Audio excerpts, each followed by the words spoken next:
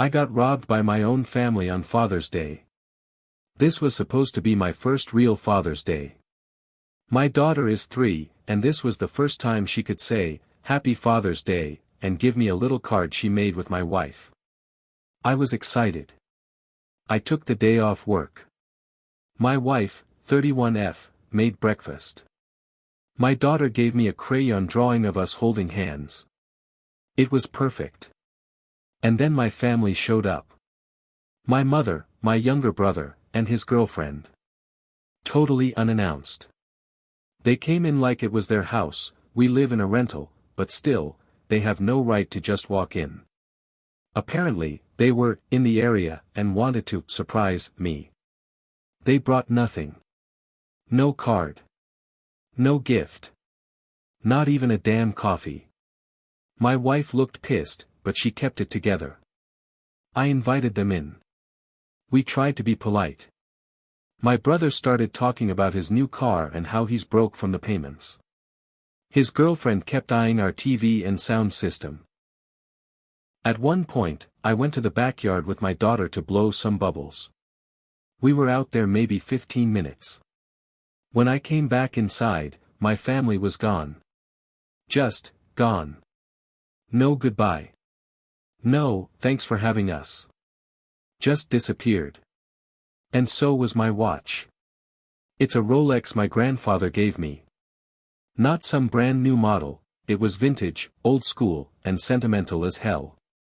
My grandfather gave it to me before he died. It was supposed to be passed down to my daughter one day. I wore it only on special occasions, and I had it on that morning.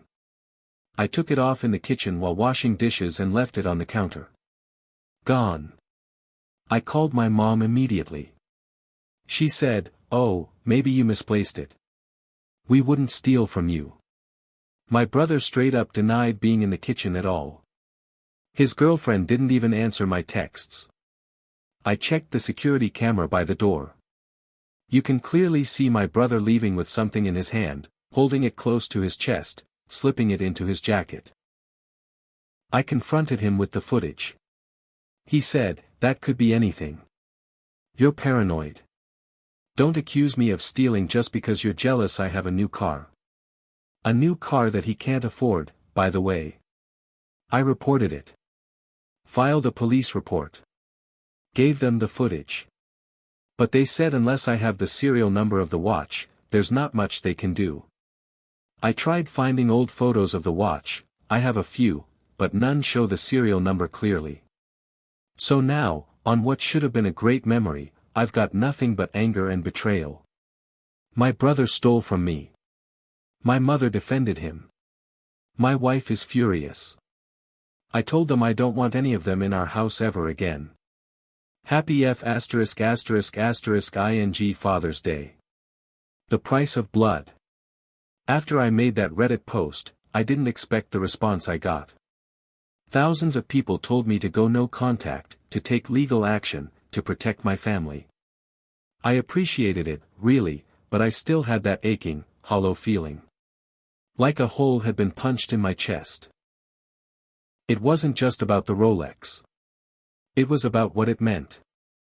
My grandfather was the only one in my family who ever treated me with respect. He taught me how to fish, how to change a tire, how to stand up for myself. He died when I was 19, and in his will, he left that watch to me. Not to his own son, my dad, not to my uncle, to me. It was his way of saying, "You matter." And now it was gone. Stolen by my own brother. The confrontation. After I sent the security footage to my brother, hoping guilt might force him to come clean, I got silence for a full day. Then I got a text. "You really gonna drag the family through the dirt over a watch?" That was it. No denial. No apology. Just a challenge. I replied. "I'm not dragging anyone. You did that yourself." Then I blocked his number. I wasn't going to argue with someone who had no shame. But I still had one move left, small claims court. The only issue was proof. The police weren't going to pursue it further, since I didn't have the serial number. But in small claims, the bar is lower. If I could prove it was likely he took it, I might get somewhere. So I gathered everything. Screenshots of the footage. Screenshots of him wearing a suspiciously similar Rolex 2 days later in an Instagram story. He deleted it quickly, but not before someone sent me a screen cap. Testimonies from my wife and her sister, who saw the watch on the counter that morning and confirmed it was gone right after the visit. My mother turned on me. When she found out I was taking my brother to court, she showed up at my door. Uninvited. Again. I didn't let her in. I stepped out onto the porch and closed the door behind me. She was shaking with rage. You're going to ruin your brother's future over some stupid old watch. It wasn't stupid to Grandpa. It's not stupid to me. She crossed her arms.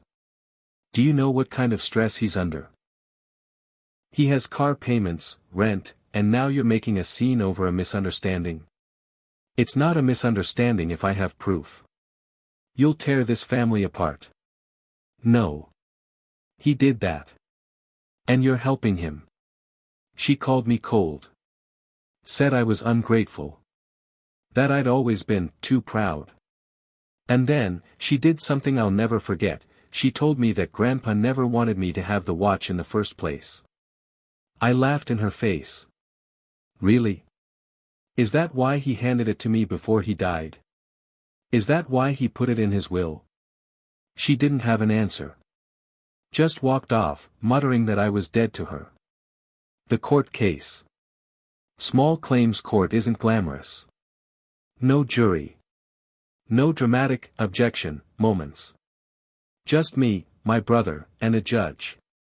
He showed up with no lawyer, just his girlfriend and some smug attitude. The judge asked why I believed he stole the watch. I presented the footage, the screenshots, the testimonies. Explained its sentimental value. Showed the photo from his story. My brother claimed it was a different watch and said the video showed him holding his vape. The judge didn't buy it. He ruled in my favor. My brother was ordered to pay $6,500 in damages, not the full value of the watch, but close enough for small claims. My brother flipped. Said he didn't have the money. Said I was trying to bankrupt him. The judge didn't care. Told him to work out a payment plan. The fallout. After that, the floodgates opened. My aunt called to say she was proud of me and always suspected my brother was a thief. My cousin admitted my brother had tried to pawn something else of his months ago. My dad, who I hadn't spoken to in years, actually reached out and said, I know we have our issues, but you did the right thing. But my mom? She blocked me on everything. My wife said it best, she didn't lose her son because of the court case. She lost her son the moment she chose to protect the thief over the victim. A strange phone call. About a month later, I got a call from a pawn shop downtown. A man named Larry. He said someone tried to pawn a Rolex matching the description I gave the police, just hours after the theft. He didn't take it because the guy seemed sketchy and didn't have papers. He kept the shop's security footage. Sent it to me. It was my brother. I gave that to the police. They reopened the case. This time, they had enough. They raided my brother's apartment and found several stolen items, including my grandfather's Rolex. Justice. My brother was arrested. Charged with possession of stolen property and attempted fraud. He took a plea deal and got probation, no jail time, but a criminal record. He texted me once. You destroyed me. I didn't reply. I took the watch to a jeweler to confirm it was mine. There was an engraving inside I'd never noticed, my grandfather's initials and mine. FML, JL. I broke down in the parking lot when I saw it. Where I am now. It's been almost a year since that Father's Day. I cut off my mother completely. My brother and his girlfriend moved states. I changed the locks, upgraded my security, and started therapy. But most importantly, I spent this year focusing on my own little family. This Father's Day, my daughter gave me a new drawing. But this time, she added something, me, her, my wife, and a gold watch on my wrist. She said, "That's your special time machine." She's right. It is. It takes me back to who I was. To the man my grandfather believed in. To the father I'm trying to be. If anyone's reading this and going through something similar, betrayal, family drama, theft, let me say this. You're not crazy. You're not heartless. And you're not wrong for choosing peace over blood. Some people don't deserve second chances just because you share DNA. And some legacies are worth protecting, no matter the cost. A year later, they came crawling back. It's been a year and a month since the day my brother stole my grandfather's Rolex, a year since I cut ties with him and my mother, since I stood my ground in court, and since I finally chose my peace over my blood. I'd hoped the chapter was closed. I was wrong. Because this June, just weeks before Father's Day, they came crawling back. An unexpected letter. It started with a letter. Not an email. Not a text. An actual letter, handwritten, shaky, and reeking of desperation. It was from my mother. Dear Jason. I know you don't want to hear from me. I don't blame you. I said terrible things. I defended your brother when I shouldn't have. I'm not writing to make excuses. I just need you to know. I'm sick. It's cancer. Stage 3. It's aggressive. I'm scared. And I need family. I know I don't deserve anything from you. But please, Jason. Don't let this be how it ends between us. I read it 3 times. My wife found me sitting at the kitchen table, still holding it, hands trembling. She's lying, she said immediately. She manipulated you your whole life. Now she's trying again. I don't think she's lying this time, I said. The hospital visit. Against my better judgment, I went. I told myself it was just to confirm the truth. Just one visit. Just to see. She was in a small, stuffy hospital room on the east side of town. She looked older. Smaller. Hollow. Her hair was thinning, skin pale. Tubes in her arm. She started crying the second she saw me. Jason, she whispered. I didn't think you'd come. I didn't hug her. Just sat. She told me everything. Ovarian cancer. Already spread to her lymph nodes. She was starting chemo. The doctors weren't hopeful, but she was trying to fight. I pushed you away, she said. And I deserve to die alone. But I don't want to. It was hard. So hard. Because part of me remembered the screaming, the gaslighting, the way she defended my brother even as he stole from me. But another part remembered, her singing to me when I was a kid. The Christmas cookies we made. The time she stayed up all night when I had the flu. She wasn't just the villain in my story. She was a complicated person who'd done both harm and good. And now she was dying. Then he showed up. 3 days later, my brother called. Blocked number. I picked up without thinking. Jason, he said. Please don't hang up. I didn't say anything. I heard you visited Mom. Thank you for that. She's not doing well. She misses you. He paused, then added, I miss you too. That almost made me laugh. Really? You miss me? You mean the guy you stole from? The guy you lied to in court? I know. I was a mess. I didn't even realize how far I'd gone until it was too late. I stayed silent. I'm clean now. I'm going to therapy. I even started paying back what I owe. I know it'll never fix what I did, but I want to be better. For real. Still, I said nothing. He sighed. I want to see you. Face to face. I won't ask for anything. Just, please. The meeting. I agreed. But only on my terms. Public place. Coffee shop. My wife sat in the car with eyes on the door. When I saw him, I barely recognized him. He'd lost weight, looked tired, but somehow calmer. He didn't try to hug me. Just sat down. I'm sorry, he said. Not just for the Rolex. For everything. He admitted he'd been in debt, hooked on pills, gambling, stealing from not just me but others, too. Said getting caught saved his life. He'd been in therapy for 6 months. Was attending meetings. Working a minimum wage job. Living in a halfway house. I know I don't deserve forgiveness, he said. But I'm trying to earn it. Not just from you, from everyone. He pulled something out of his bag. A small, crumpled envelope. Inside was $340. In cash. First payment, he said. Toward what I owe.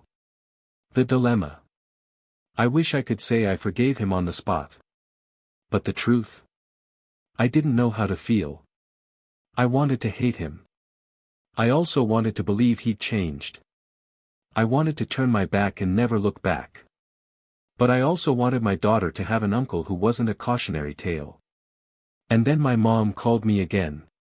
She asked if I could come help her, take her to a treatment appointment. Her usual ride bailed. My wife was against it. Fiercely. She hurt you. Over and over. And now she needs you, so suddenly she's changed. You owe her nothing. I know, I said. But I'm not doing it for her. I'm doing it for me. I need to know I tried. That I didn't just walk away because it was easy. So I drove her. And the next week, I drove her again. We didn't talk much. But sometimes, we did. And slowly, I saw something I'd never seen in her before. Regret. The Father's Day letter. On the morning of Father's Day, 1 year since everything fell apart. I woke up to a card on the kitchen table. My daughter had drawn us again, this time with her grandma and uncle in the picture, standing far away in the background. She wrote, I hope you get your family back. I nearly cried. Later that afternoon, a letter came in the mail. From my mom. I may not be here next Father's Day. And I don't want to die without telling you, I was wrong. About everything. About your brother, about how I treated you, about what I thought love looked like. You were the best son I never knew how to raise. You were always better than the rest of us. You didn't inherit the sickness in this family. You fought it. You broke the cycle. That's what makes you a real father. I'm proud of you. One last goodbye. My mother passed away in October. She was surrounded by nurses, hospice workers, and me. My wife stayed home. I don't blame her. My brother came too, and we didn't say much, but we stood side by side at her funeral. He paid for the flowers. Later, he said, I'm going to keep paying you back. Even if it takes 10 years. I said, don't pay me back. Pay forward. Live better. Be someone my daughter can look up to. He nodded. Where I am now. It's been another few months. I still wear the Rolex sometimes. Not because it's flashy, but because it reminds me of who I'm choosing to be. A father. A husband. A man who doesn't let bitterness win. I've started writing more. Volunteering with men who've survived family betrayal. Telling them what I wish someone told me. Forgiveness isn't weakness, but it's not always the goal, either. Sometimes survival is enough. And sometimes peace is more powerful than punishment. This year, when I asked my daughter what she wanted to do for Father's Day, she said, Let's go see where Grandpa used to fish. The place you told me about. So we did. We sat by the lake. She threw rocks. I watched the ripples. And for the first time in years, I felt like the past didn't own me anymore. It was just, behind me. Finally. A knock at the door. It's been 3 months since my mom passed. My life's been quieter. More peaceful. My daughter started preschool, my wife's photography business picked up, and my brothers stayed away, just like I asked. Until last Saturday. There was a knock on the door. I opened it, and froze. It was her. My brother's ex-girlfriend. The same one who'd been at my house the day of the theft. The one who looked at our TV like she was casing the place. The one who never answered my messages. She looked rough. Skinny. Nervous. Holding a folder in one hand and a cigarette in the other. "Jason," she said. "I need to talk to you. I know stuff. About your mom. And your grandfather's will. Stuff your brother didn't want you to know. I didn't let her in. But I didn't slam the door either. The folder. I didn't want to let her in. Every instinct screamed trouble. But the way she held that folder, tight to her chest like it was burning her, made me pause. "Give me one reason I shouldn't call the cops," I said. She looked me dead in the eye. "Because your brother lied about more than the watch. He lied about the will." That got my attention. I stepped outside, closed the door behind me, and motioned to the porch chair. "Talk." She opened the folder. Inside were copies of documents, some old, yellowed, others recent. A will. A second version of it. And a signed affidavit from a notary. "This is the real will. Your grandfather changed it a year before he died. Left you more than just the watch. He left you everything. The land. The savings. Even the cabin." I felt like the ground shifted under me. She added, "Your mom knew. Your brother knew. They kept it quiet. Hid it. Told everyone he died without much." I stared at her. "Why are you showing me this now?" She looked down. "Because I'm done protecting liars. And I've got nothing left to lose."